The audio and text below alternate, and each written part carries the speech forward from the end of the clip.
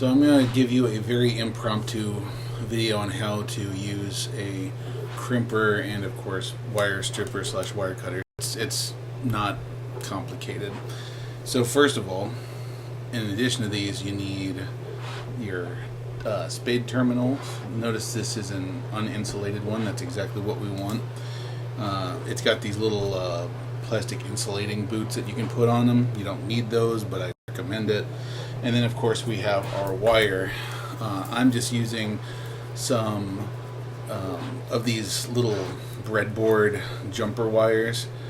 You can also get them. They're called like DuPont connector wire or whatever.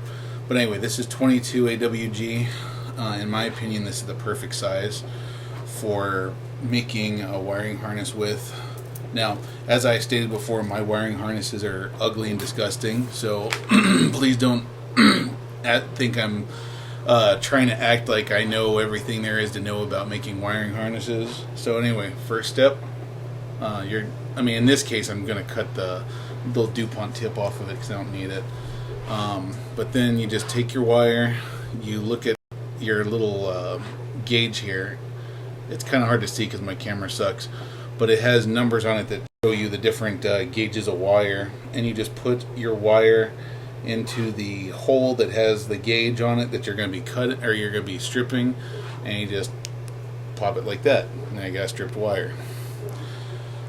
Generally speaking, you're going to be using this stranded wire instead of solid core.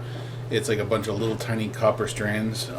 I recommend you take it and just give it a quick twist before you do anything with it to just kind of get wrapped up in itself.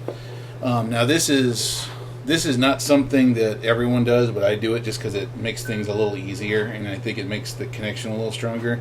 I take the copper part of the wire and I bend it over so that you essentially have it kind of like this. And I put that into the terminal because when you crimp this, it's going to crimp the wire to it, and it's going to be crimped by the metal part, so it'll be conductive. So now on your crimpers, you'll notice you have a bunch of little teeth in there, and they're all for different sizes of terminal. So the one you want is the 2.6 millimeter one, or for you American folks out there that like freedom units, that's 0.11 inches.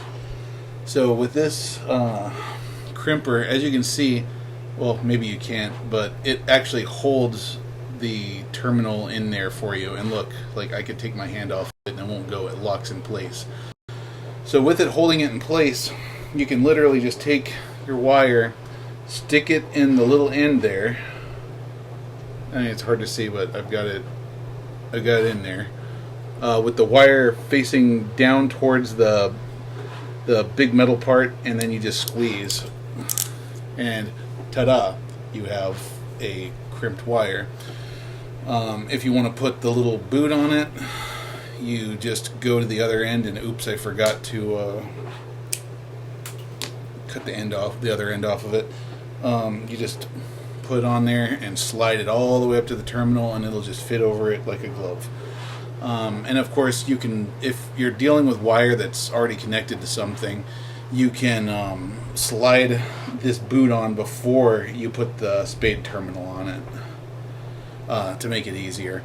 And then of course, when you're making grounded, like a daisy chain of ground wires, you would just take 2 wires and stick them into that hole before you crimp it, and just keep doing that over and over again.